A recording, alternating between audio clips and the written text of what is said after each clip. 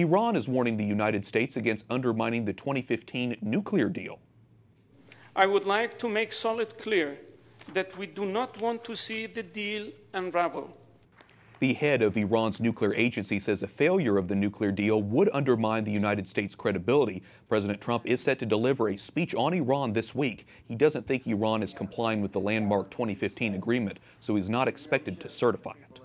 Joining us now is Blaise Misztal, Director of National Security at the Bipartisan Policy Center. So Blaise, first off, remind us of the 2015 deal. What exactly was it?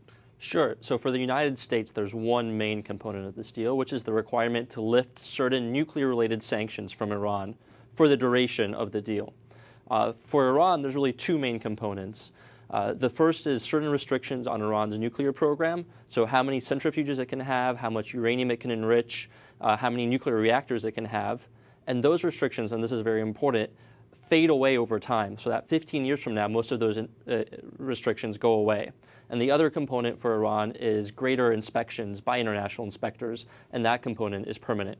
Yeah, both issues seem to be an issue for the president. What do you think he'll say in his speech this week, or can we even predict, do you think? I mean, I think he's made it very clear that he does not like the deal. He called it the worst and most one-sided deal ever in a recent speech. And I think he's been very clear that he wants to decertify the deal, to say that it's not working for the United States anymore. The question is, will he go beyond that and actually withdraw the United States from this agreement? And that we don't know yet. Right. So President Trump, though, is facing a deadline. He has until October 15th to tell Congress if he believes Iran is complying with that pact and if it advances U.S. interests. What are his options here? Right. Well, he has a couple of options, and the first one is about how he goes about decertification. So under the legislation that created this entire certification process, there's 4 criteria. There's Iran's implementation of the deal, whether it is in compliance with the deal, whether it is trying to create a nuclear weapon, and whether the deal is in the national security interests of the United States. He could choose to decertify on any one or all 4 of those. So how he goes about it is one thing.